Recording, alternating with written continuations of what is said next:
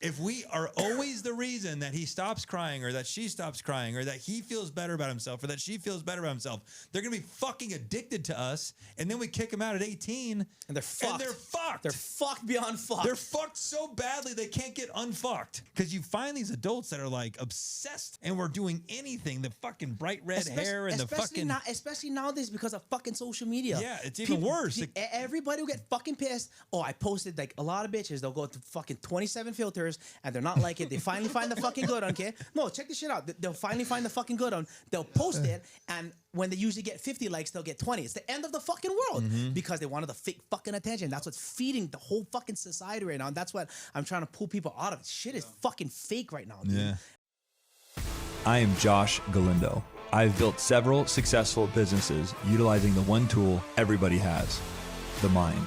I am here to guide, coach, and prepare you. We will debate, discuss, and grow our minds together so you can obtain your own success. Fuck average, be legendary. This is my podcast. What up, Mahi? How you doing? I've had better days and better weeks. That's what sure. That's what I'm sensing that energy.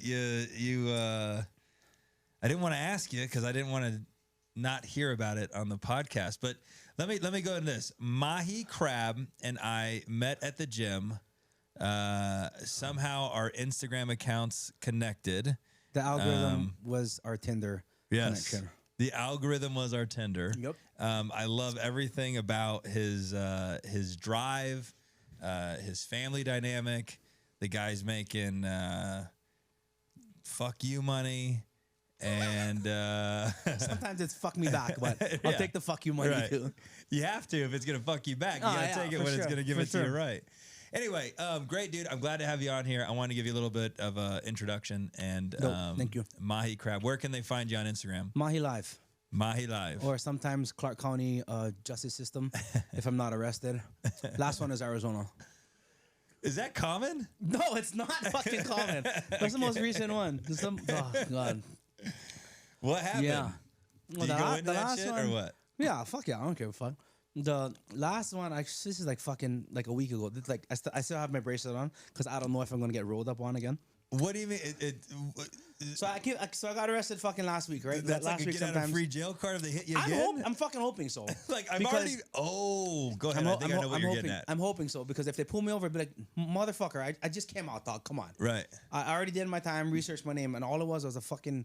It was like some ticket from like 2-3 years ago in bumfuck Arizona, middle of nowhere. I was like, are you serious? About it. No, I didn't even know about it. Oh. Because like you probably have your assistants check your mail, check your emails. Yeah. There's probably one just that got looked over, and then next thing you know, the guy's like, step out of the truck, sir. I'm like, oh God, I already know how this is going. But before that, I saw the cop walk up on this side and on this side of my truck in my mirrors. I'm like, oh, bro, this is not good. And step out of the car. I'm like, oh boy, what's happening? Put your hands on the hood. I'm like, oh fuck, are you serious, dude? Said, yeah, you're on the arrest for fucking what? And they thought, we can't tell you. But I literally had at that point I had no idea what the fuck it was for. Then went down to the jail, bro, middle of fucking nowhere. Just imagine like being in a jail like in fucking Baker. Or Pahrump. They're fucking fucking nothing, dude. It's like I got the cops were super fucking cool, and the cop that took me, it was like a 2-hour drive, mind you. Oh my gosh. Yes. It was already jail right from the get. 2-hour drive. I was like, why didn't you know you can go this far in Arizona to the fucking border, to the middle of nowhere? So the cop was super cool. I was in the holding area. She let me use my phone, like even though she wasn't supposed to. I checked in on my guys. I called my wife. I'm like, I don't know how long this is gonna fucking take. It's for a stupid ticket. She's, oh, no, we're good. Long story short, she was able to bail me out right away, like in an hour. Nice. As soon as no, not nice. Hold on. Okay. She was able to bail me out right away. That was an option. But then on my way there, like I'm a smart guy. So I was asking the cop questions. I asked her, because we were literally, the fucking middle of nowhere, bro. And so I was like, so when I get out, like, are there Ubers? Right. Are there is there a Lift? Is there cabs? Out, then what? Is there a hotel? Exactly. She goes, I don't think so. So I remember that. I called my girl right away, and I told her to bail me out, of course. Then I thought about it again because that was my one call I got. Right. I thought about it again. So I called and got locked up in the holding area. Gave him my call. Went back in my holding cell, did some burpees, dead ass got to work out. Did like fucking 200 burpees. I had shit else to do. And then I thought about, fuck, I'm going to get bailed out. And it was already at that point like 7, 8 o'clock at night. So I just pounded on the fucking cell door till they let me out. I was like, I need another fucking call. And there's nobody there and they're cool. And I was cooperative. So at the game of the call, I basically told my wife, like, don't fucking post my bail now because I'm going to get out to the fucking middle of nowhere and sleep on the fucking steps in front of jail. Yeah. But I didn't want the cops to know that was my plan. So I told my wife, deadass, I told my wife to get another phone to record what I was going to say. I said everything in Hawaiian, and I told her, call my sister and let my sister translate this for you and bail me out in the morning. So I basically told her, yeah, I'm fucking smart. Yeah. So I basically told her in Hawaiian, if you can book a hotel, post a bail. If you can't book a hotel, wait till tomorrow morning. Got it. I'm so fucking glad I did because, bro, there's so many fucking homeless people in there, bro. So many fucking homeless. And my cellie was a homeless guy. And he said, oh, yeah. You weren't just in a holding cell? They actually transported you to a cell? Yeah. It's an individual cell? Yeah. Shit. I mean, honestly, I was quite impressed. I was more stoked than pissed because my mindset is just, I mean, make the best of it, right? Sure. So I was like, well, how much fucking burpees can I do in this bitch? And my cellie, he's in and out of that same jail like fucking 4 or 5 times already this year. He's a regular. Yeah. So he goes, oh, you did the right thing. One time they let me out at like 9, 10 o'clock at night, and it was fucking cold. He slept in a dumpster because it's so fucking cold. But literally, bro, when I left, friends of friends came through for me, posted my bail. I got out like fucking like 9, 10 in the morning. No, 2 o'clock in the afternoon. Sorry. There was fucking, like, I would be afraid to walk there in the middle of the day. Straight fucking ghost town, like the movies, like, and like the fucking, the bushes getting blowing across the street, you know, that one, put that one in there. It's exactly what it looked like. So, yeah. And the time before that, I got fucking rolled up at my house for fucking, I don't know if you heard that the whole dog story. That's how I found you. I forgot. That is how I found you. Our Instagrams didn't just connect. I found you first, and I loved how you said to go fuck yourself to the whole world around that dog story. Fuck yeah. But you built like a beautiful video to do it. It was like an edited and, scripted out video, and then it was like a fuck you at the end. Major fuck you. All right, tell me about that one. Because first of all, I was pissed, okay? My fucking 7 o'clock in the morning, here banging on the door. Mind you, where we live, you have gated community. Yeah, trying to show. So they have to call to let somebody in. So someone is already banging on my door. I was like, who the fuck is that? Long story short, some fat bitch from animal control saying I'm looking for, they didn't even ask for me, okay? I'm looking for the owner of the home or this person. This person obviously wasn't the owner of the home. I was the owner of the home. So I said, I'm the fucking owner. What the fuck do you want? What are you doing at my house at 7 in the morning? We got a complaint that you're breeding dogs. Bullshit. And I was like, yeah, and what? She goes, well, it's illegal. I told her, this dead ass is what I told her. Who the fuck are you to tell me what I can do in my fucking $4 million house? Go fuck yourself. And then after that, she's like, okay. And then she came back with her attitude. I'm just going to call the cops. And I'm just not law enforcement intimidated. I told her, you call the fucking cops. Call 4 of them if you want. Sure enough, an hour later, mind you, I thought it was just for dogs, okay? Apparently, I thought it was just for dogs. The initial visit. It got worse. The initial visit was just for dogs. Yeah. The initial visit was just for dogs. Come to find out, when she called those 4 people, because all I had to do was sign a fucking a ticket, right? The citation for the dogs. After they ran my name and processed my name, apparently I had another warrant that I fucking didn't know about. And then boom. Yes, I know this. Really? Right. Fuck. So I get rolled up on 4 guys. And mind you, 4 cops walking through my front door. And I walk right out happily, put my jacket on. How's it going, gentlemen? How can I help you? Boom, cuffs. What? My daughter starts fucking. Honestly, that's the worst part, dude. I don't give a fuck about going to jail. If they put me down for a year or 2 years, but just hearing my daughter cry like that and hearing that's what I'm most mad about. Sure. Fuck going to jail.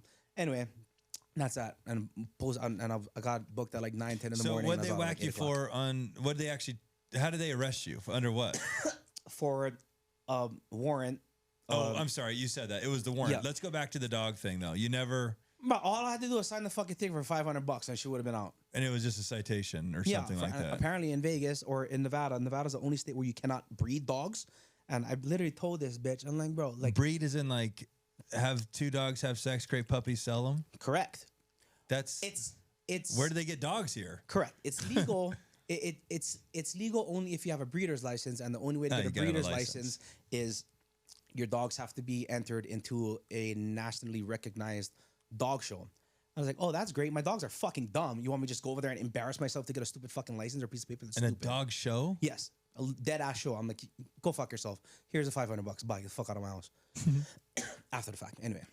So that's that. Fun times, Gunner Joe. So tell me, because my audience... the audience is not fucking ready for this. You own your own business. Correct. And your business in a nutshell is what? Car transportation. All those trucks with all the semis that you see like 8-9 cars on at a time. That's what I do. How many trucks do you got? I have right now, like, I lost count. 14, 15. That's a lot of trucks. 15 if you count my dually. 4 of them are sitting on purpose. Yeah, but you told me that. I have like 8 or 9 constantly running daily. And how much can you make per truck? Fuck, sky's the limit, honestly. Like How's sky's the limit on that? Sky's the limit as far as how long your body will let you stay awake. Okay. Like me, if the right customers call and they align themselves from like Thursday to Monday, just in that 4-day period, myself, I can clear like 15, 20 grand easily. That's insane. And I just got to stay awake. And just push through. A lot of guys are like, why do you push so hard? It's like, bro, I bought these trucks with the sleepers because there's a bed in the back, right? Yeah. I bought these trucks so if I need to take a nap, it's a comfortable nap. Because a lot of guys, they start in like the dualies or like a pickup truck. Yeah. And they can only lie down in the back seat, which is uncomfortable as fuck. Like I'd rather be in like a jail bed, to be completely honest. Wow. Or they sleep in the driver's seat and it's not comfortable sleep. So I just tell them, I push so I can get home. I want to sleep with my wife. I want to sleep with my daughter. That's why I push so hard. So how long can you go for? Fuck, the longest I did was like 37, 38 hours. Personal record. But usually, I'm push like 20, 24 hours easily, like nothing. I could push 24 hours. No big deal. No fucking big deal.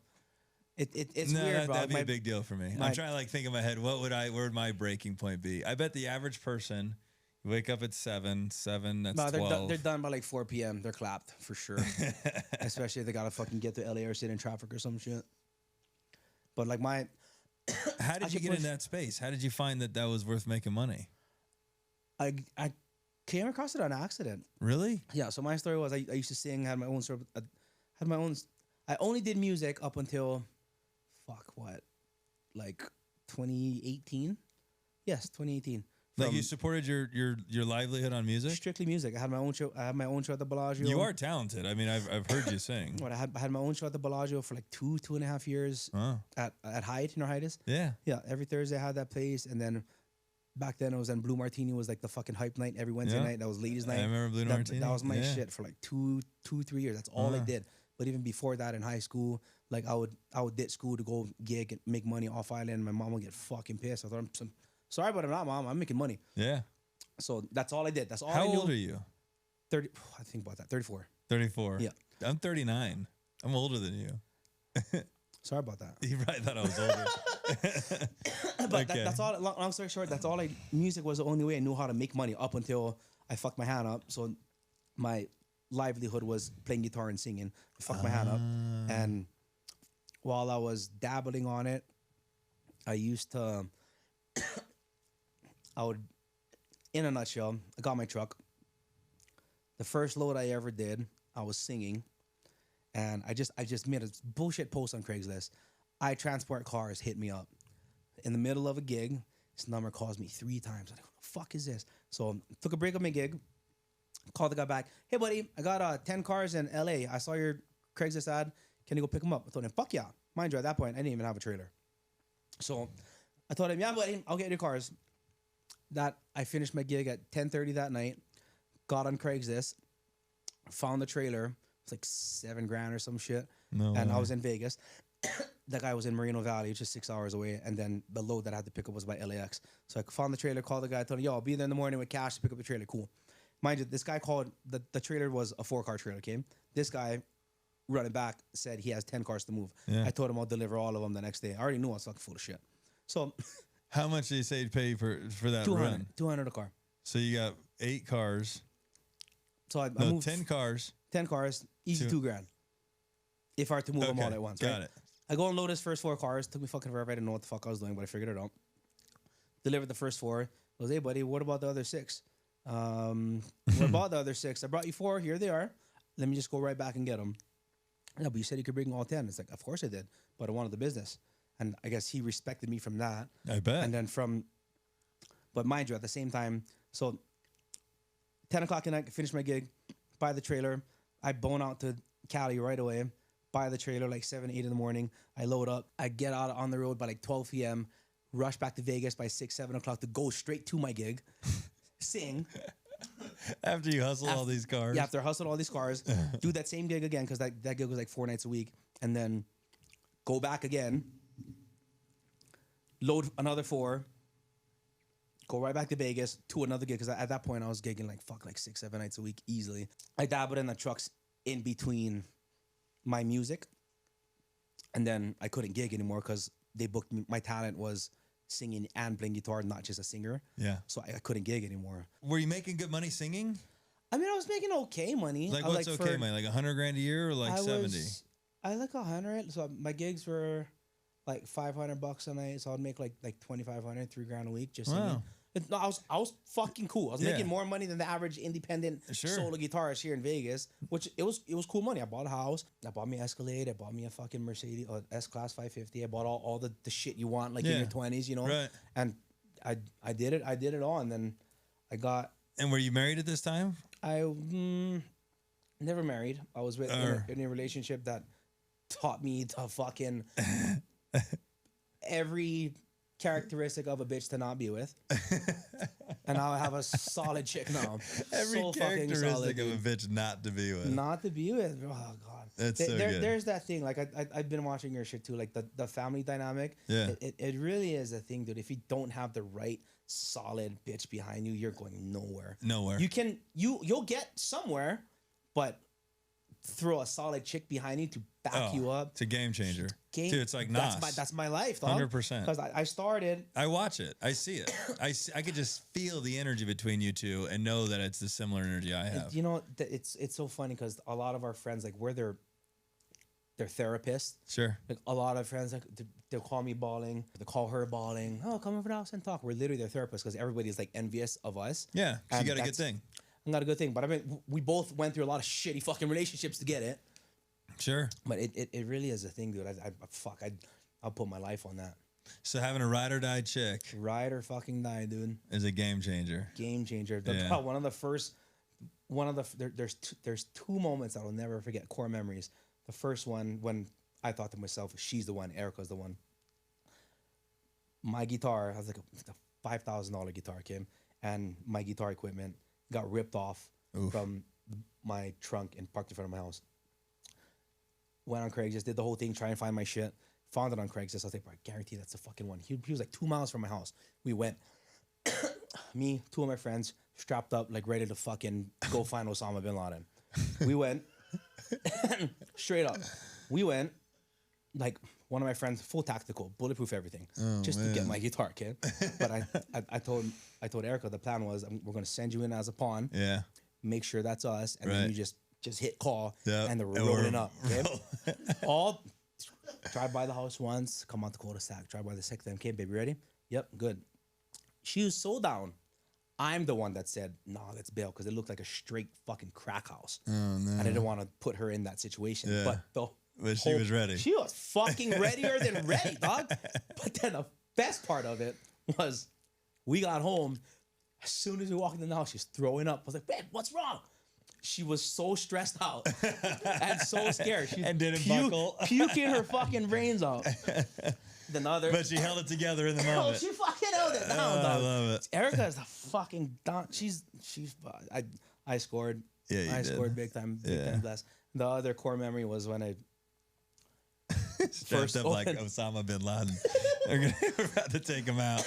But then the other one where I knew like she was the one was I had my accident, mind you. my whole life was music. My whole life was guitar playing. And I had the accident, literally almost cut my whole fucking hand off.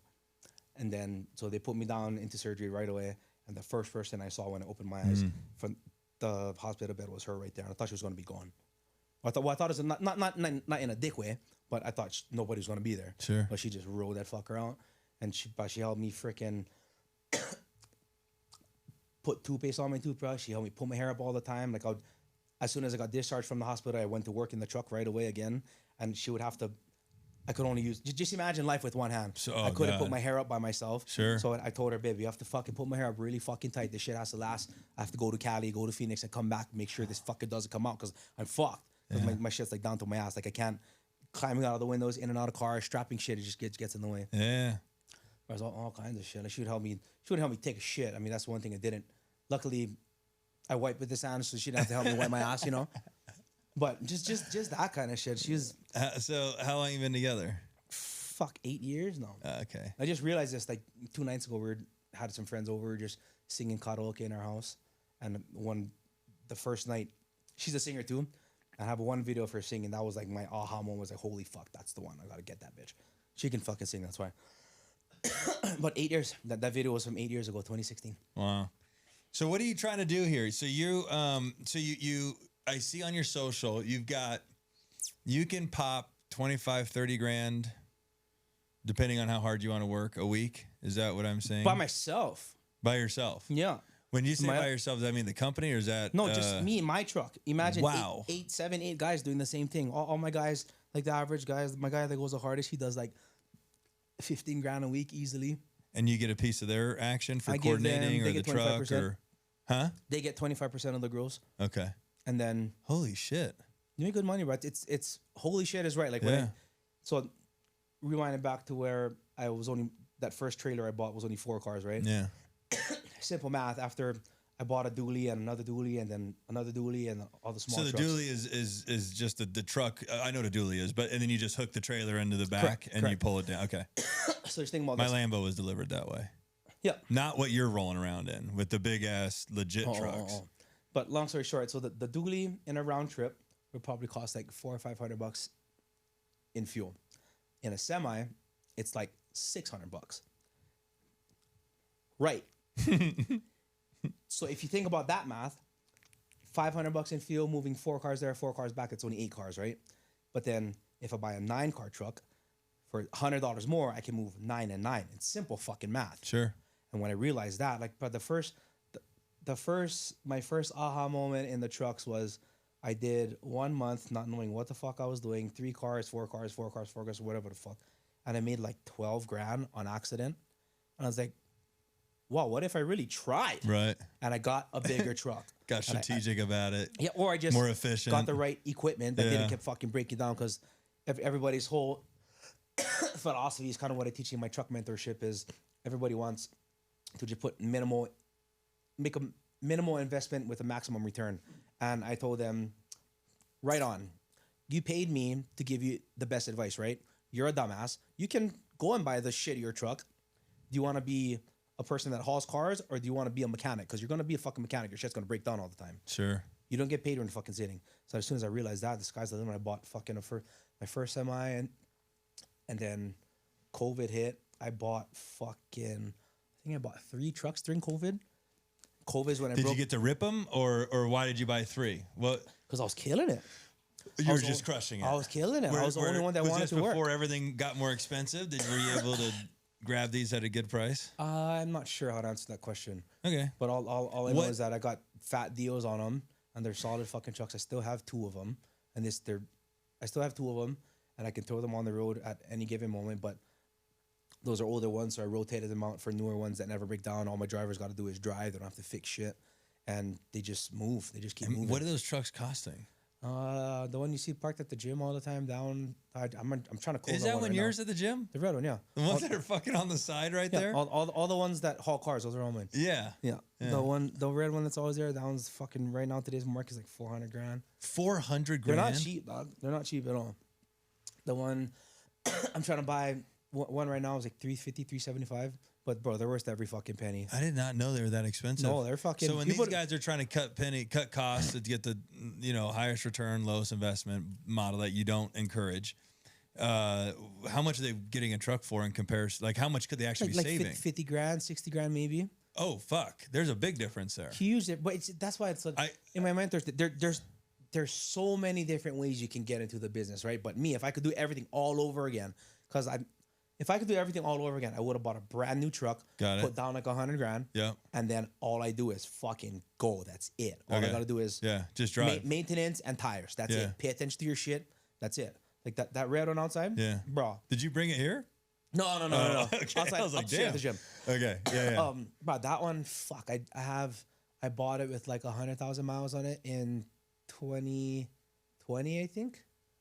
So 4 years later, it has like 720,000 miles on it. Oh my god! I fucking throw down miles. My guys throw down miles too.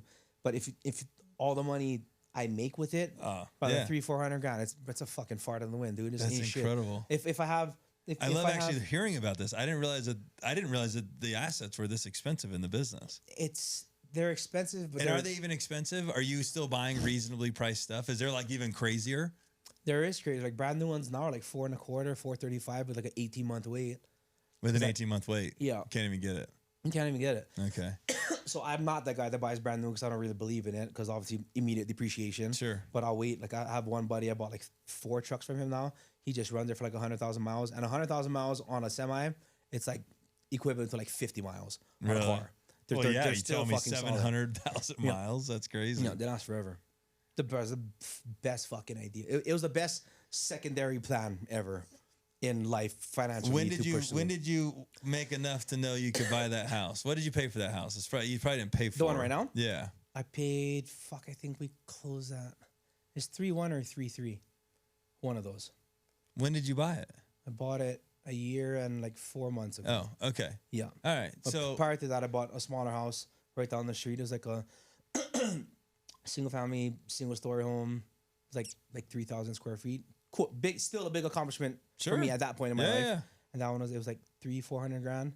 Then I ended up walking away with, I think 600. So the funny thing is my house now and my old house, we just, this owner and my house, we just swapped houses because she needed a place to go. It worked out. It worked out fucking perfect. She wanted a little single story, or not little, but she wanted a single story or something? She wanted something smaller. Like my house now is like 9,000 square feet, and it was literally just her and the boyfriend. That's it. Wow. And the grandkids come over like once every month. Oh, how funny! And she just wanted to downsize. It's a big house. Do you love it? I fucking absolutely love it, dude. Isn't that crazy? I love my house. I will get rid of everything in my life except for I will fucking. That's the last thing. I will have a gun to my head and still protect my house. No, because I bought it for the comfortability and the safety of my wife and my daughter for when I'm gone. Sure. You said Spanish Trail? Yeah.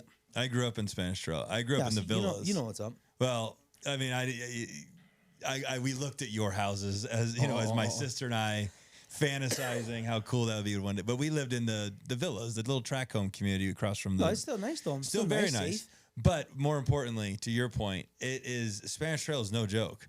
Like you could sneak into Rhodes Ranch. You could sneak into Canyon. Yeah, Canyon Gate's pretty tough.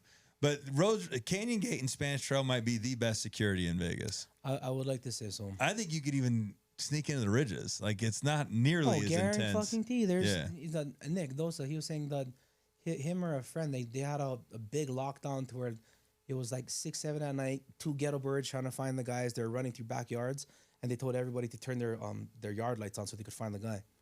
It's probably not hard to get in there. No, the right person. Will know how to get the fuck. Yeah, right. All right, so you're selling. You built this course. Did you build the course? It's not even a course, dude. What is it? Because I literally, you followed me long enough. I do, and I've seen a transition in what you're doing, and I think it's awesome and it's cool, and I don't have any opinion other than good thoughts on it. But I'm just fascinated by what you're accomplishing as you're doing it.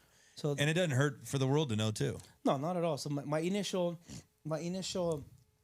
objective of being so active again on social media was to help people, right? So I paid a mentor, that guy Wes Watson. That if you guys don't follow him, I love Wes Watson. He's the man. So he came across my feed, and bro, I ended up at that point in my life, which is only like fucking a month or two ago. I had like a 40-hour drive. So I watched like every fucking video. just left his page on the Instagram rolling with the reels, and I just scrolled through every fucking one, found every podcast. Because I didn't, at that point, I didn't really believe in paying somebody for help, right? But then I relate to him because I come from a criminal drug family background, and I come from the streets, and he's fucking from the street. Yeah. There's people that'll know that. There's people that'll just see that as fake. I know that fucker wasn't fake because I have multiple family members that did 9-year stretches, 10-year stretches, 15-year stretches, 18, 20-year stretches. So I gravitated to him, maybe because he was a criminal, yeah, but not necessarily because he was a criminal. But then there's all these other guys that it's just fake. You can just tell. Sure. Like the point we are in our life. Yeah. You can just tell the that are full of shit and the guys that are real. So I saw, long story short, I was like, fuck it. I got home. Then, babe, it was like $3,000 a month and $7,500 for 3 months, and then 12.5 for 6 months, and then $20,000 for a year. So I was like, babe, let's just fucking run it for 3 months. He knows something he's doing. So if you watch one of his podcasts, all of his money is earned income. He doesn't have anything passive. And this guy's doing like fucking 3 million a month. So I'm like, fuck yeah. How do I get that? Right. Because like us, we're not gonna listen to anybody that has less than us or the same as us. No, it'd be why, very difficult. why the fuck do I need you? Like your broke ass gonna tell me what to do? Fuck you. First of all, fat ass, get your ass in the gym. Let's just start there. Yeah, start there. And then that's also his whole thing too. And then basically after all is said and done, I paid him for the mentorship. It helped in a way, but what I thought actually paid for, I was like, I mean, I could have done without that, but just holding myself accountable to people like us. If you spend the dollar amount, all of a sudden, yeah, it's fucking important to you real fucking quick. Sure. So my whole objective was to try and replace, but still generate income with me not having to get in the truck. And the numbers that he was throwing out, I was like, bro, that's fucking easy. If I just follow this X, Y, and Z, I can do that. And the whole course per se is, whether people agree with it or not, everything starts with you and how you look and how you feel about yourself and your physique, because you're your own walking billboard. Absolutely. I'm my own walking billboard. Yeah. And after paying him, I realized that, because no matter what, I always got in the fucking gym, no matter what. And I didn't realize how important that was until this guy making 2-3 million told me that. And I was like, bro, it's fucking common sense. But it wasn't common sense. And so in the beginning of the year, I started pushing getting in shape and going to the gym, helping people do their diet just to get in shape, to feel better about themselves. And it was so funny, bro. A lot of people are like super pumped, amped up. Fuck yeah, bro, help me. I need help. And they're thinking like I'm going to give them some fucking big light bulb moment. I'm change your world, make $1 million next week. And I told them, okay, this is what it is. Send me your height and your weight. This is like, send me your what? Your height and your weight. Okay. And then I'll fucking give you personal workouts every day. I'll get you a fucking meal plan or track your shit. And then just watch as you feel better about yourself and you see results. You'll just start making more money. You're just better. Everything. You're just better. 100%. 100 fucking million%. But all of these people were so fucking pumped because this is after I post my house a lot. I post the rolls. I post my truck. Yeah. Like my truck, Qualify, my truck, I get more dick slaps than the rolls. I do too with my G-Wagon more than any other car I got. Exactly. They love the G-Wagon. Yes. So, but the funniest thing was that people are so fucking stupid, dude. The funniest thing is that a lot of them. So I mean, your truck's pretty dope, though. Let me just my say truck that. is fucking badass, okay? But the funniest thing about all of it, when I started that, people dead ass would say, bro, I'm ready to start. Okay, cool. So I would send them pricing for the plan, which I got from Wes. And the only value I got from Wes, really, well, not the only value, but the biggest value I got from him was how to price things. Okay. Or price client A or client B, low level or high level, whatever the fuck you want to call it. So it was like $250 a month, or no, it was $300 a month, or $750 for 3 months, and then like $2,000 for the year just to do workouts and diet. It's only fucking $2,000, right? All these people all of a sudden went from pump to, oh, that's it? I said, what do you mean that's fucking it? That's it. That's everything, bitch. Your fucking fat ass needs to get in shape and you'll feel better about yourself. You don't believe me? Fuck you. Look at me. I was never, ever a fucking fat ass. I'll get soft here and there because it's hard to fucking stay in shape and diet on the road, being out on the road for fucking 5 days and living off of fucking Subway and pizza. But I was never fucking out of shape. And I realized that it stuck more when I first started car hauling, and that was actually like my actual business. Tons of customers at dealerships, they didn't even know who the fuck I was. I'd walk in and was like, hey, yo, bro, want to go get a workout? You want some creatine? In jail. When I got locked up over here, the first guy, biggest fucking black guy, he's like 6'7" and fucking 400 pounds. Hey, yo, dog, want some creatine, bro? But if you think about it, that's my name. Yeah. My body, my physique. Represent. That's the first impression. And then that's why, and then keep on that same snowball.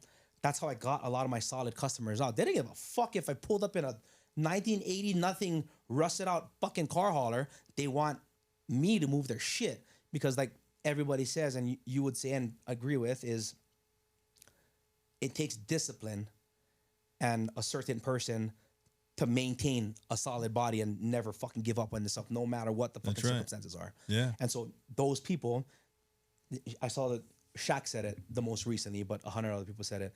You invest in the person, not the business. And then that's how I got all of my solid customers. And but the funny thing is, a lot of the customers have never met me. I've never shaken their hand. I've been moving their shit for like 3-4 years. And then the one time I meet them is like even more so, hey, yo, what's up, dude? I probably felt even better about dog, it. Want to fucking go to the gym real quick? Yeah. It's like that. It's that kind of stuff. And then isn't that crazy? It's nuts that this is like the new era. The new age thought that like the gym is just so crucial, and it's really what everybody's talking about. And it's like, why is this such a revolution? Why is this such a realization? Like seriously, it's kind of like it should have been obvious. Like this should have been like known in the 80s, like, or the 90s. But it fucking wasn't. And here I am making money off of it. I know. People are fucking stupid, dude. There's a lot of really dumb people out there. It's insane. But it's insane, but it's sad. To me, it's sad because you see people like you and I, or like any successful person, 99% of them are not fucking fat and out of shape. But they think that just trying to push a workout or push a diet is almost fraud. To where like, bro, that's all you're gonna do for me? What else are you gonna do for me? Bitch, what else am I gonna do for me?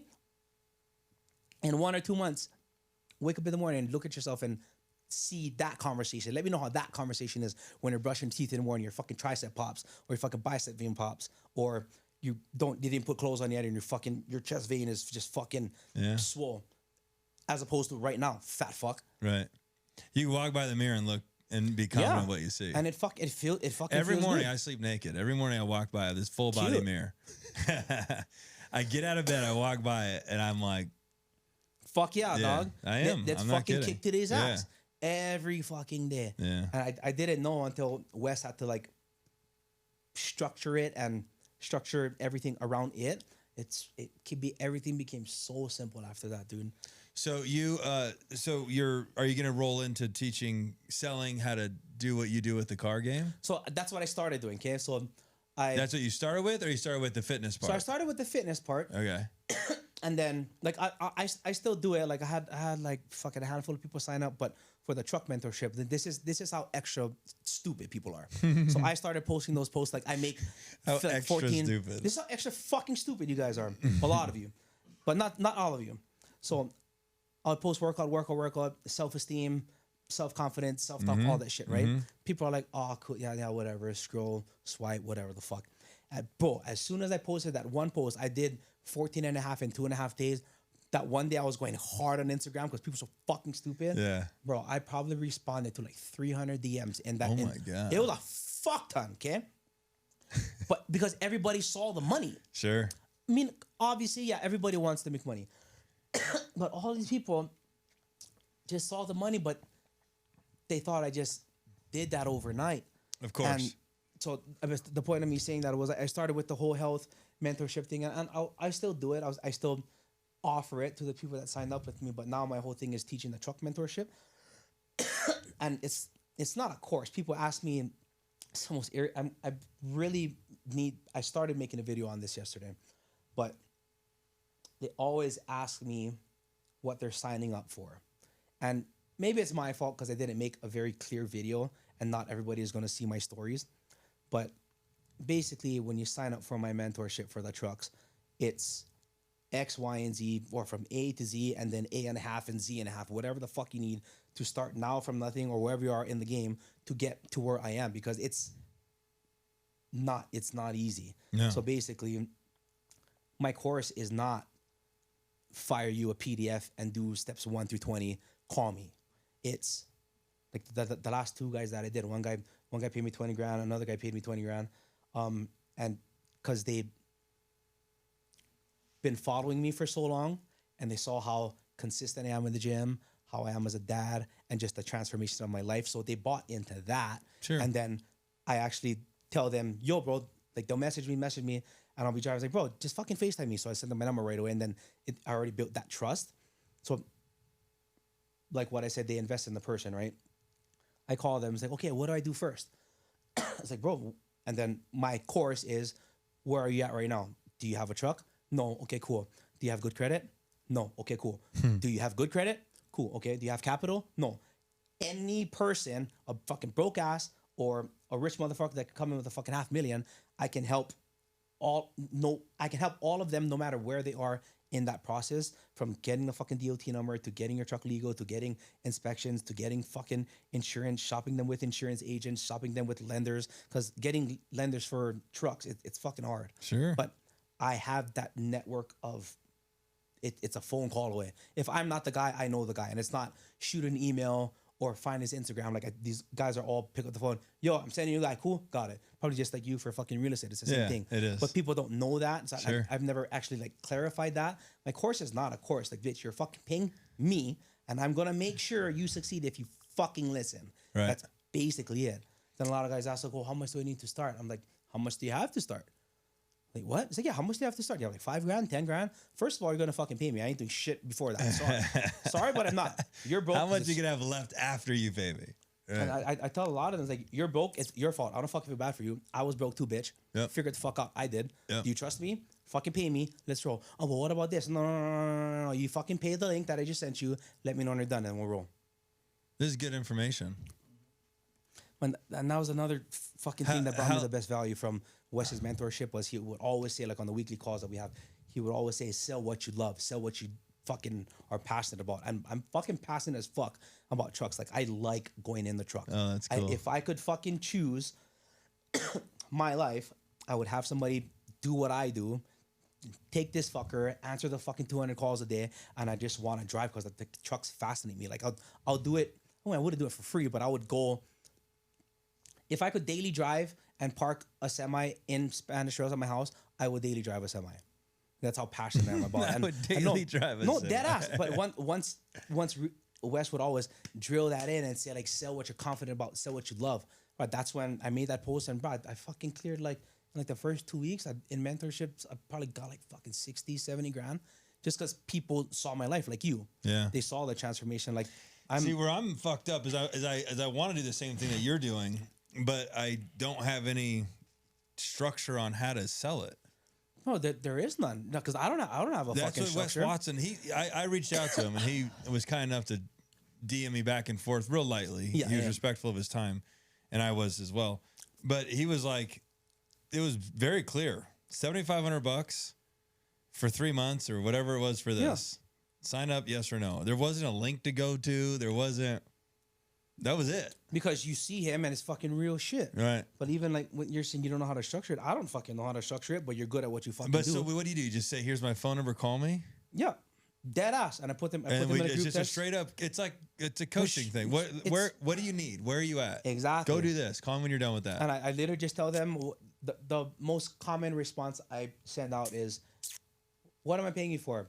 You have 24-hour access to me, dog, unless I'm fucking sleeping. And if I'm not answering, maybe just pop back on my story. You'll probably see that I was up for like fucking 30 hours. Wait for me to fucking wake up, dog. The only time I don't answer is if I'm sleeping or if I'm fucking in an airplane. See, I would do that if someone stroked me a check for 20. All day long. I wouldn't do that for $1,500 or $2,000 or $3,000. I don't think I would give someone 24-hour access to me for less than for anything less than 19, 10, 20. And well, the problem is 10. I think it needs to be like 15. I think the number for me is 15 to 20, because if you make it too low, you can't manage 15 people. But exactly. Or can you? Maybe I'm No, I don't have 15 people. I probably got like. Now, is it a one-time whack, and for how long? I give them one-time whack. So it's the same as so which is what I told you. What brought me the most value was how to price things. So it's basically $3,000 a month, 75 for 3, 12 half for a half a year, then 20 grand for the year. One-time pop. Or some guys can't. But he gets you for a year, or they get you for a year. Yeah, I'm not. I understand. I know they're not like going to handcuff you for a year. But the deal's for a year. I tell them for a year, but I basically tell them, don't worry about the actual months. I'm not fucking counting, dog, because I literally want to fucking help. Okay. And the majority of the people that reach out to me are all Hawaiians or Polynesian background people, because that our stereotype or our perception from non-Hawaiians, basically, or all the white people. We're all broke. We all don't have money. We all don't know how to make money. We're always going to be the ones. You really think that's the perception from maybe? It's what I know. It's what I know. It's what you know. That's probably a better way to answer it. Yeah, it's what I know. To ask that question. Right. And it's what I know, but it's what a lot of other people agree with, because you don't see. I went hard about this for like a week on my stories. Is that you don't see successful Hawaiians. It's abnormal. And I made this one video. It went semi-viral like overnight, like 20,000 views overnight, where it basically said, like, why am I the only one? Why am I the only Hawaiian that's driving a Rolls? Right. But you see Rolls, not all the time, but like G-Wagons, that's a fucking accomplishment too. You don't see Hawaiians with G-Wagons. No, I love what I do what you meant there. Yeah. Why am I, guys, you're preaching to your homies. Yes. Guys, why am I the only one doing this? We could all be doing this. I fucking started from nothing, dog. I risked. Where are you from? From Oahu. You are from the... Yeah. But I risked everything. I put every fucking thing I had to my life on the line. Like I sold guitars, I sold equipment to accumulate money to buy a truck. Then I ran that bitch to the ground till I could afford another one. Then I had 2 4 cars, and then I had 3 4 cars, and then I upgraded my 4 cars to 5 6 cars, and then I got rid of the old shit to buy and reinvest into the 6 cars. And then when those made me enough money, I sold those 2 and then bought my first semi, and I just kept going up and up and up and up and up. It's just fucking math. It's simple math, and people think I fucking reinvented the wheel or something, but there are fucking hundreds of guys, thousands of guys doing exactly what I'm doing, but then they're Russian, Persian, Mexican. A lot of them are fucking white. Not a lot of them are Hawaiians. You're making it cool. That's what I would say. Maybe. I think so. Well, I think you're like, I'll tell you what I see in my brain when I think of you and your brand. I see you like fucking up with your big wrench or whatever that you're sticking in, I don't know, on the fucking top of your... the bar. Whatever the bar. Whatever it is, and then you just fucking, mid-flex, pulling that shit down, kind of jumping off your trailer. You got the swag and the walk and your social and your style. You jump inside that big... Bro, like literally, you've created a brand around this trucking thing without even trying to. You just displayed you really aggressively, consistently, and of course that's what a brand is. If you just stay consistent and you push it, it will become a brand. But the funny, yes. So my point is, I think it's fucking cool. That's why I like watching your shit. I'm like, oh, that's sick. 200%. But when I knew what I was doing was working, when one of my closest friends, I lived with him for like 4 or 5 years. I just saw him like a few weeks ago. He goes, bro, your fucking Instagram, killing it. It's like, yeah. Then he was just giving me props, like, bro, you never miss. You're fucking consistent. And then he just continued to like give me props. And then I told him, bro, but you think about it, that's nothing new to me. I'm just posting what I'm doing. Yeah. Because I've always been strong as fuck. I've always benched fucking 3 wheels for 20 like nothing. So he knows that. I say, bro, yeah, you're posting all the workouts and shit, but that's what been you since fucking high school. Right. But you're just posting it, being consistent about it, and then people see the consistency, and that's when they trust you. It's not the fucking one and doneers, hit it 1 or 2 months, and then boom, they disappear because they're over it because they couldn't close the deal for like not even fucking $3,000, that kind of shit. Yeah. So what do you do with all your extra money? Well, I got no extra money, dog. People think I'm fucking swimming in cash, but a lot of it just goes back to my business. To answer your question, is that to grow it? It's honestly, or is this a capital intensive business? It's capital intensive business. There's a lot of fucks that come up, like blow a motor. You blow a motor, you're in the whole $50,000 right off the fucking back. Wow. Tires are fucking like on a road call. for a tire that I'll pay locally here, if my truck pulls up, it'd be like $300 as opposed to getting it replaced on the road. It'd be like fucking $1,000. But the extra money that I have, save for the business. But I'm not. I want to expand, but I want to expand, but then it's a constant battle internally because I want to expand, but then all of these customers that I have now, they like me. I know. When I got to the point where my That's phone never fucking stopped, Yeah. I had to have an assistant. I pushed them off to her, but they'll still call me. Bro, I need this car. Okay, cool. Did you call Kiara? Nope.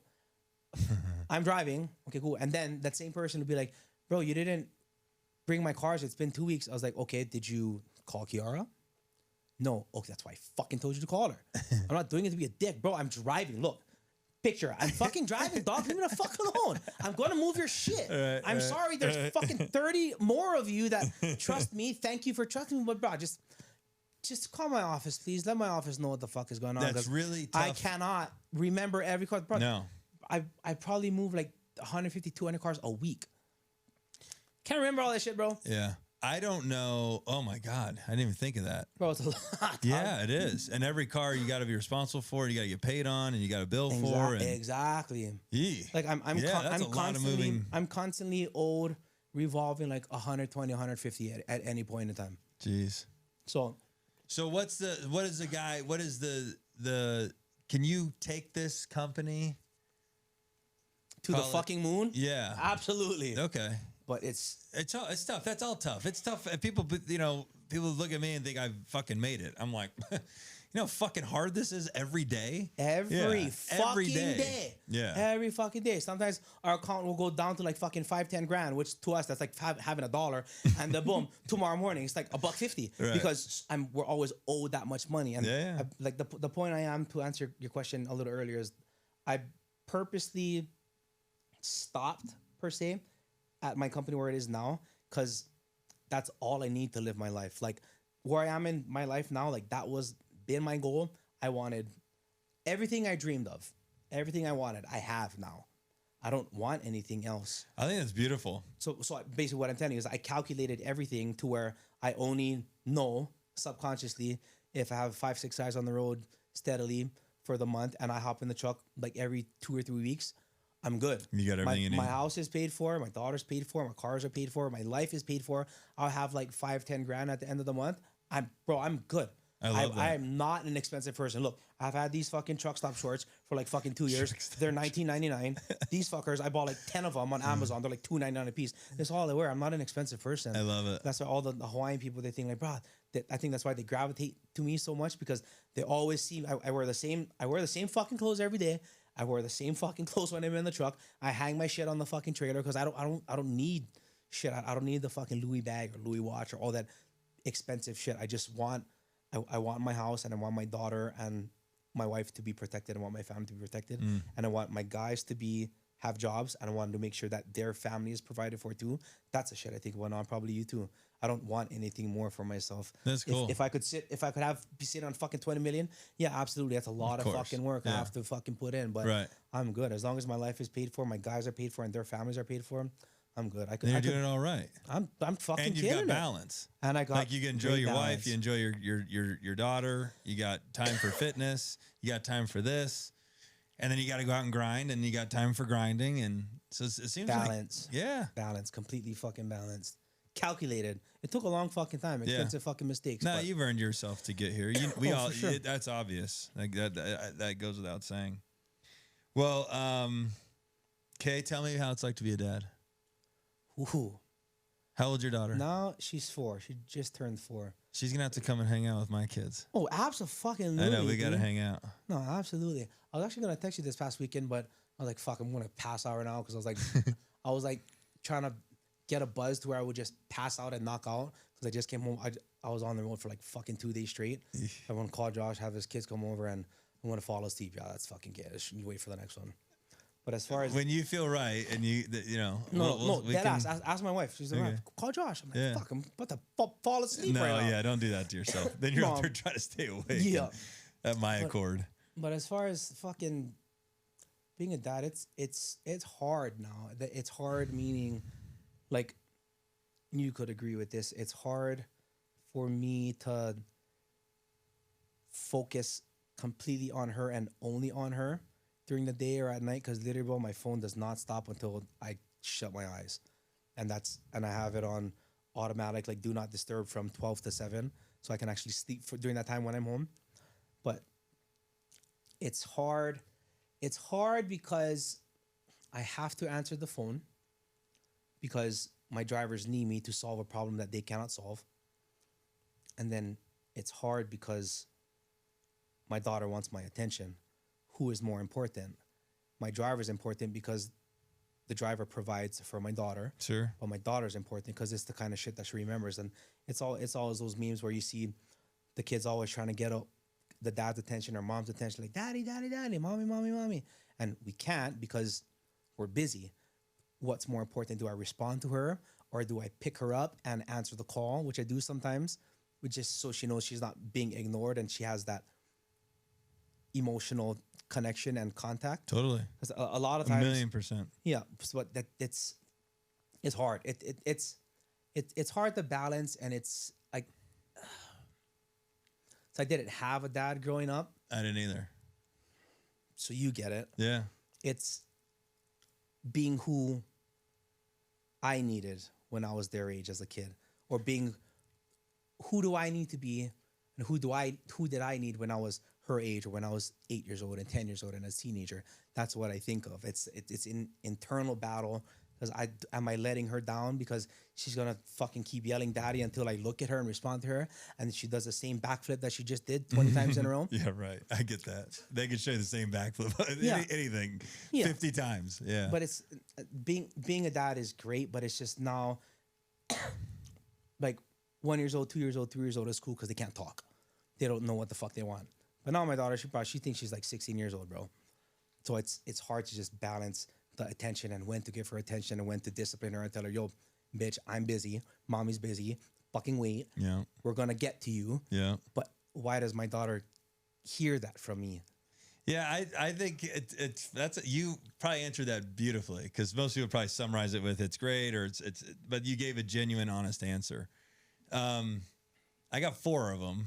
Yeah, and then I want 4 too, and I look at that. I think you should have 4, bro. Well, I wanted like triplets one time. If the wife and you guys are on the same page. We're on the same okay. page. If God allows it, I'll have 4 kids. Yeah, it's people think it's so crazy. It's like, dude, the third is they all start raising each other.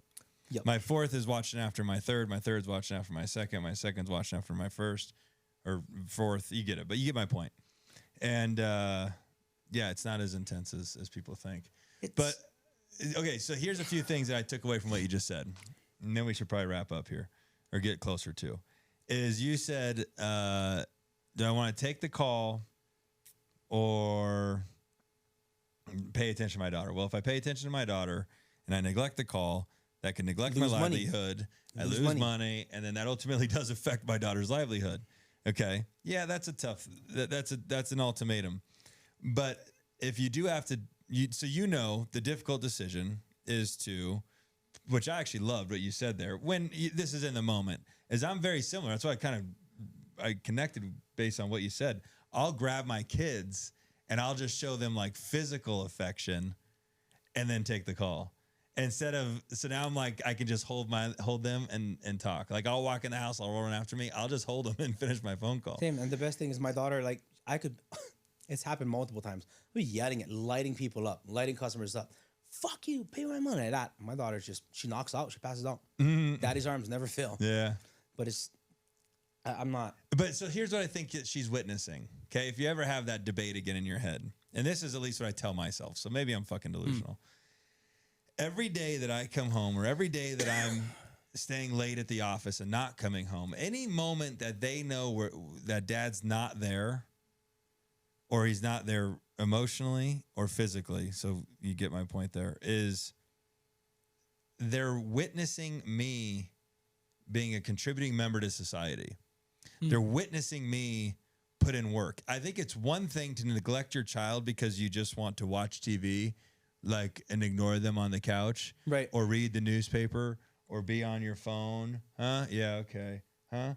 It's like, No, that's not what they're. But they're because I think I know you what have, you're saying. I know what you're saying. But they're witnessing like living good lives. Like this is my kids will duplicate what I've done when they grow up because they watched me do it, and I don't think they'll go. They know they got to work. What's that? They know and they got to work. I'm showing them how to be a working, contributing member to society instead of.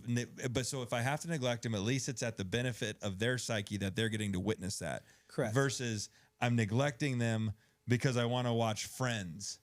Like if you go back or to just keep scrolling on Instagram. Or keep scrolling I catch on myself Instagram. in that a lot. Yeah. And that's when I'm like, you're being a fucking dumbass. Go spend time with her. Yeah. I mean, to me, after having all of these kids, it's like I'll give them each like an undivided amount of time.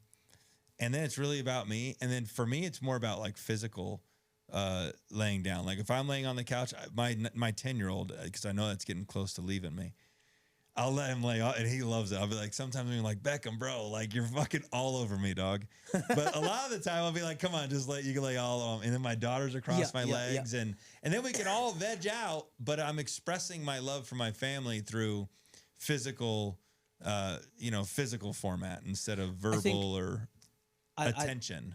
I think that's my thing too because I see it. You're always cuddling with your whole fam. But then that's when like I'm still. I think I do the same thing subconsciously. I'm still like before we're lying down about to close our eyes.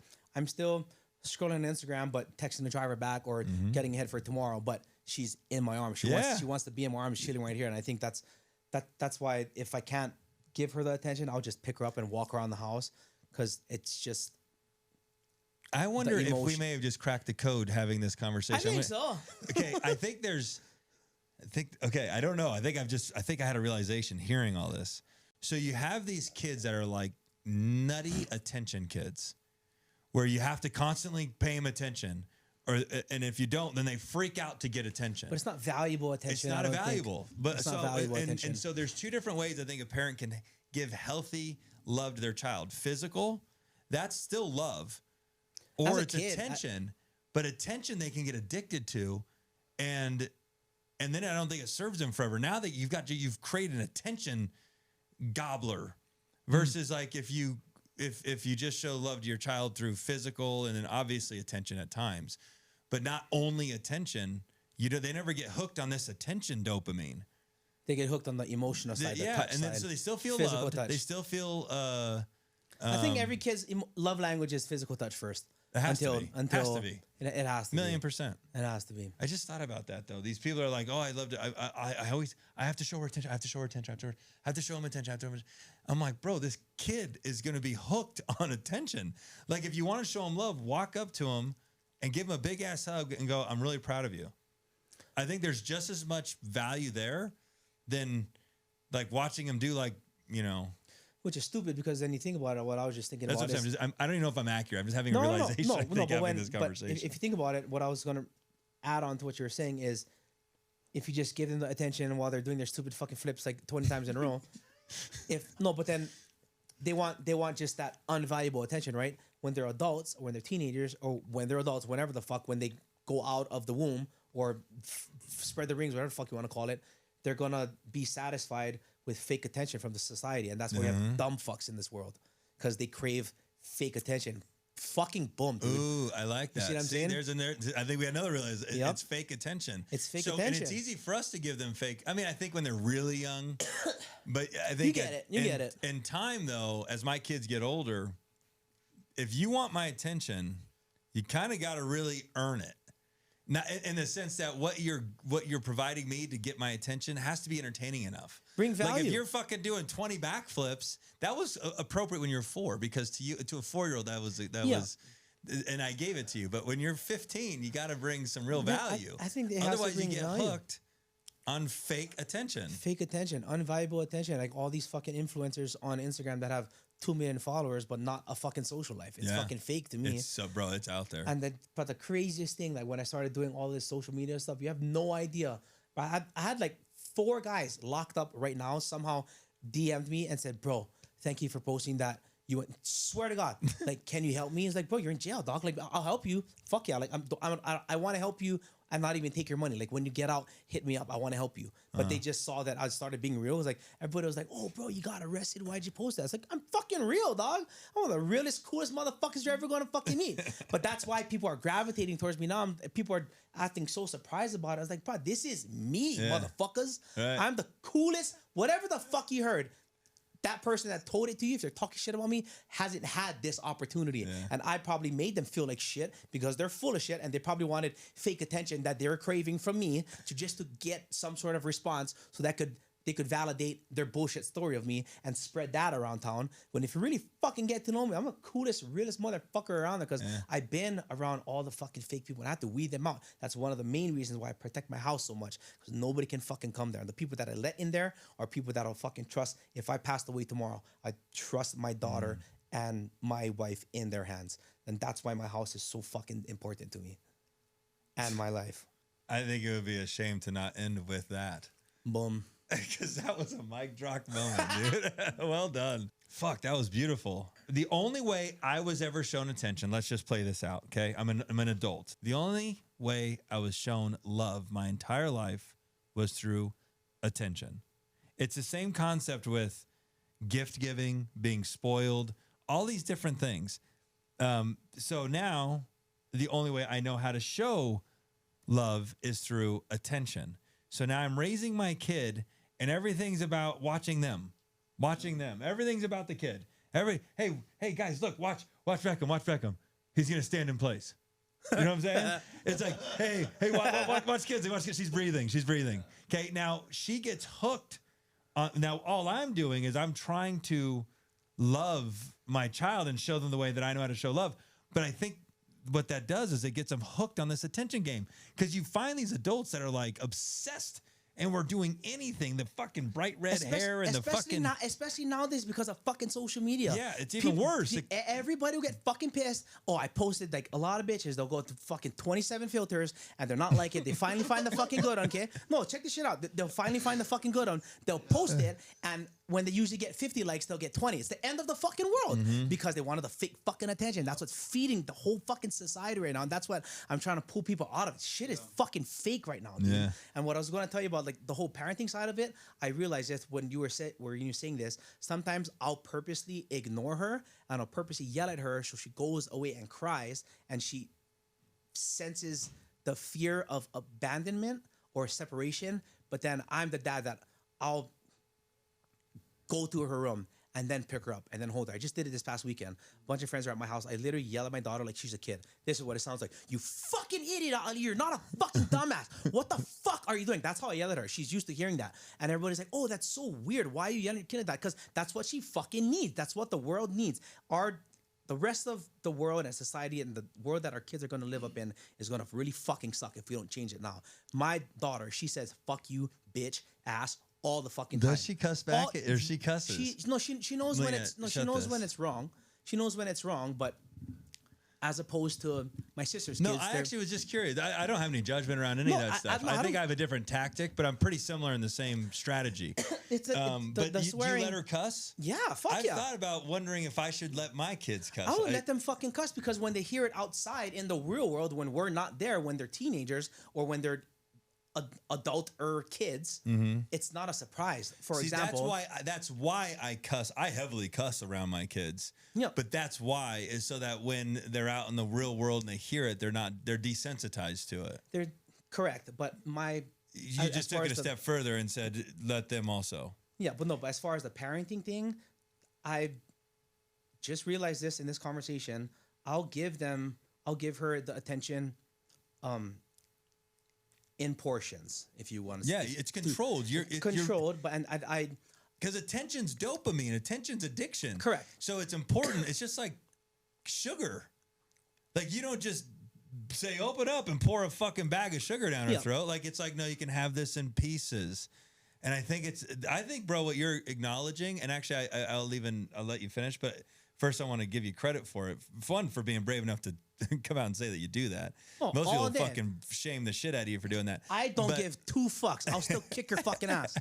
I'll kick your dad's ass. I think again, like I said, I think I have a different tactic, but I'm very similar in the same space. I I want my kids to crave and respect my approval and attention because it's the only thing I have to influence them and their thinking until they're 18 and I can't anymore. And you also didn't have that because you didn't have a dad growing up, and that's important to you. I want to hear that again. You didn't have the approval from a dad because you didn't have a dad growing up. No. So you want to make sure that you're that person for your kids. And that's also why it's important to on you. the dad thing, I mean, man, you and I could probably have some fun combo here if we got the time. Yeah. So the dad thing, I thought it was a blessing.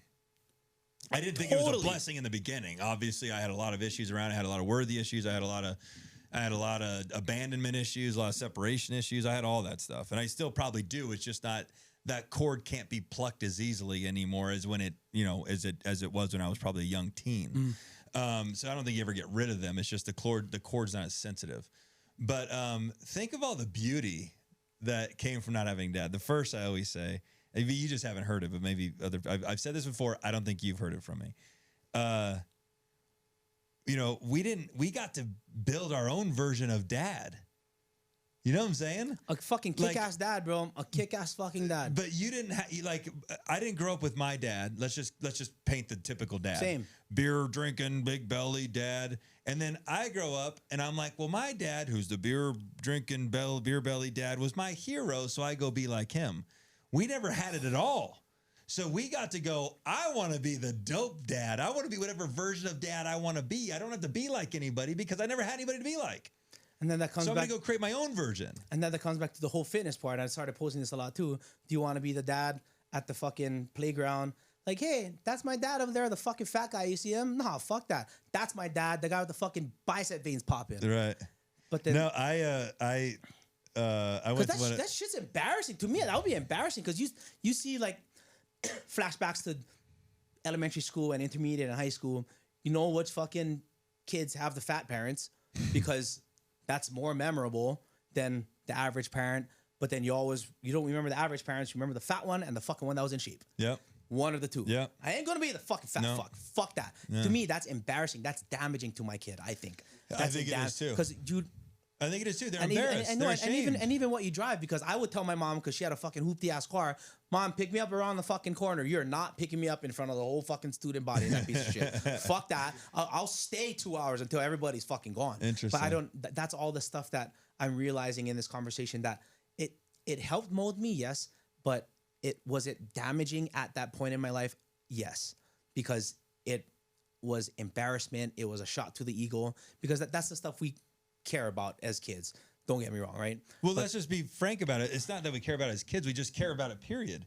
You don't want to drive up in a hoopty. You just don't have control. That's why I bought that truck. I bought the Rose. I rolled it to fucking school. Everybody knows, and all E's there. That's right. At the end of the day, my whole thing is I just want to raise my kid in a not sheltered world, because I go home to Hawaii and my family, they're Mormon as hell, and they hear, we were in church one time and my daughter dropped her toy and she goes, shit. 2.5 years old, bro. And that's like surprising, but I mean, I'm proud that she knows how to use it properly, because she knows when to not use it now, and she knows when it's okay and when it's not okay.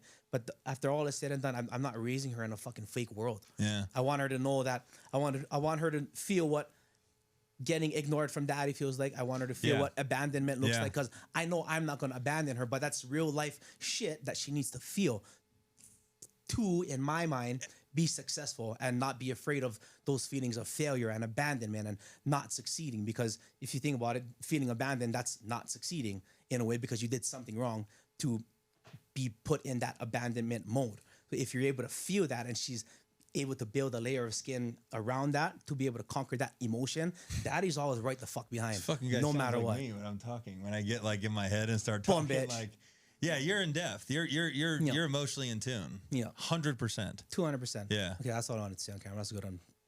Bomb drop that motherfucker. Our hurt wasn't controlled. Yeah. It was unintentional, and then it fucking scarred us somehow internally, subconsciously. And I don't want my daughter to feel that. He doesn't want his fucking kids to feel that. No, I don't want them to feel. I don't think. Here's the thing. I guess there's another fun. I think everybody's childhood's fucked up. Yeah. You know what I'm saying? Or that too. You know, I really do. I just think that I've heard it through everybody has their own hardship. yeah, everybody there's exactly. And even if you can't compare hardships because hardships are individual. Yeah. You know what I'm saying? Like me breaking my toe to me is really a big deal. Okay. Well, getting hit by a bus to that guy, you know, is a bigger deal. We know that, but that doesn't discount that I hurt. You know what I'm saying? I'm trying to like create an analogy here. So pain is still pain. It doesn't mean that like your pain is less crazy because you didn't get molested when you were a kid, and I did by my school teacher or something like. You know what I'm saying? Yeah. Like pain is still pain. Anyway, so there was something else I want to say about with the kids is each time that we put them in that position where we've manufactured this environment where it's like, no, you fucked up. That wasn't good. And you need to sit in this for a minute. You know what I'm saying? And then they burst into tears. In their brain, they're like, oh, I fucked up. I disappointed mom and dad. And they're sad. Okay. Oh, that's necessary. That's necessary. Let me go all the way through with this. So kids screaming, crying. These parents that come in, now this I think is only applicable, although I applied it from the day my kids were born. I said they get 15. If they started out with 10 minutes to cry it out, then it was 15, then it was 20, then it was 30. And at 30 minutes, if they were still crying, I went in there, I said, are they fed? Are they hungry? Is their diaper changed? Or are they cold? If I made sure all three of those things are right, then I let them keep crying.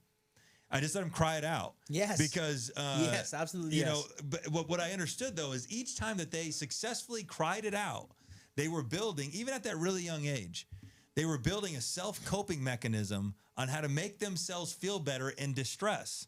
And so even to this day, kid does something wrong, I have to discipline them, they get hurt. Mom naturally, which I love this part of her, and it's our jobs to battle each other. Right. That way you're balanced, your tough ass is balanced, and my wife's super soft ass is balanced. And then you come in between and you have it. So she'll want to jump in and go, let me make him feel better. And I'm like, but you're going to strip this beautiful moment that we've manufactured for him in a safe environment to learn how to create a self-coping mechanism on how to overcome the distress he's feeling in his brain.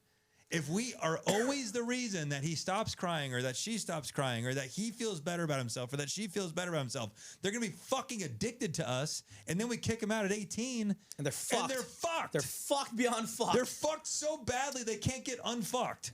Because they're trained to get they comforted. Yes, exactly. It's an external thing. Dude, you and I have been through so much pain. And when did Dad leave or did Dad, may I ask? No, I was the last time my parents boned. He was out. He was out from the beginning. Yeah, I swam out and boom. He's out from the And then you were on your own from that on my second. own, dog.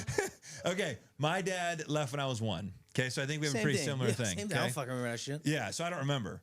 From that moment, we've been through trauma. You know what I'm saying? And we've had to overcome how to conquer that trauma with self-coping mechanisms, not external things. Correct.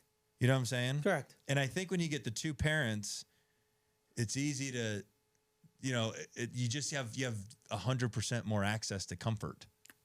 You know what I'm saying? Well, what you were saying is it was a constant battle between Eric and I when we first had my daughter. Mind you, I've raised 10, 12 of my nieces and nephews by myself. So I'm very experienced a lot of time raising kids. What you were saying is the diaper clean, she fed, she cold. A lot of times when my daughter's like 1, 2 years old, she would throw her bitch fit, cry. I'm the parent like you. I threw her ass in the bathroom and turned the lights off. And she, dead ass. Erica would start crying because she felt so bad. But then I left her in there with the lights off for maybe 5 minutes, 7 minutes, 8 minutes, still crying, 9 minutes, starts to dim the down, 10 minutes, it's quiet. Now daddy goes, picks you up. Daddy's to her, I love you, but she needed to feel that. And then those are the moments, those small battles, those small wins that I feel are necessary because a lot of kids in this generation now, I feel that their parents are fucking pussies and they just held them until they were done crying. That's fucking horseshit to me. And it's very detrimental because life now is not good pure love. It's fucking tough love. Yeah. And we're fucked up because of the fake love that's everywhere in society and the fake fake accomplishments, fake sense of security, Yeah. all that fake shit, or just all fake, artificial all dopamine. artificial fake shit for the gram, so that they look good on the gram, or all that other bullshit. All the participation trophies. Yeah. Yes, participant marathon 500 place. Yeah. Fuck all that, dude. You know what's so funny is you said I threw my daughter in the bathroom, lights off, and I was like, bro, core memory. And I go, that's a little strong. And then I go, have I ever? 2 years old, just bro. hear me out. And then I go, and then I start scanning through my memories. I go, have I ever done that? And I was like, oh yeah. But I did it with the bedroom. I reversed the doorknob to where I could lock it from the outside. And if he didn't stay in his bed by default, all of my kids actually did this with, then the lights are off, doors locked. Now you can't get out if you wanted to. And then they would erupt into crying and screaming and banging. I remember hearing the fucking door, moving. It was being hit so hard. And then I would wait. And I would wait. No. And when they would calm down, that was the moment they realized, I can fix this. I need to learn how to calm myself down. And that's when I'd open up and I go, okay, stay in your bed. And they'd be like, okay, because I don't want to feel that again. But yeah, so I've done that. Subconsciously, what I just realized, which wasn't intentional, but completely fucking intentional when you were saying that, that's real life as an entrepreneur. You get thrown into a fucking dark room, don't know what the fuck to do, panic. Yeah. The worst problems that I've ever been through, panic. It's those alone moments where as soon as the dust settles, when the emotions settle, when you get them under control, in my worst trials of my life, in that dark room, that dark space, the only person you can hear when there's a lot of fucking noise outside and a lot of panic, all of those mixed emotions in your head, the only person that you'll listen to, this is going to get deep. This is along the parenting thing, but entrepreneur life. The only voice that I heard in those difficult times, those panic moments, was the voice of God. And that's when he goes, can you hear me now? Ooh. How about now? Can you hear me? Son, can you hear me now? Quiet. Boom. Open the door. I'm here, baby. Daddy's here. Let's fix it. Did you learn from that? Daddy's here. You needed to feel that. Yeah. But at no point did I leave you. Right. At no point did I leave you. The same thing that Manti Te'o said. There's always the foots in the sand story. So the foots in the sand, there's 2 sets of footprints in the sand. And and somewhere along the lines of the individual talking to God, he goes, God, when I was walking, I always saw my footprints and your footprints. And a couple of times, there was only one set of footprints. And he goes, son, that's when I picked you up and carried you through the trials. I like that. All wrapped up. That's why I did it, is because I want her to be a fucking millionaire in her teenage years. And she's going to need that fear, that sense of abandonment, because nobody fixes our problems except for fucking us. Only you built this. Only I built what I built. Yeah. Only I know how to fix the fucking problem. Yeah. But once I'm able to control my emotions and settle the fuck down and analyze shit, good. Solved. Quiet. Control your emotions. Settle down. Get back to work. Yep. Spot on. Boom, motherfuckers. Mahi, this has been awesome. Congratulations. Yeah, I think we got to do it again. I do. I think we got to do it again. Keep crushing it. There's just so many other things I could ask you, but we'll be here all fucking night, dog. Yeah, you got a hell of a story. All right, one more time. Where can they find you on the social? At Mahi Live. Till next time. Thank you again. Till next time. Hey guys, that's going to do it for today's episode. If you guys want to learn more about the tools, tips, and tricks that I use on a daily basis to maintain my success, stay connected with me through all of my socials at I am Josh Galindo.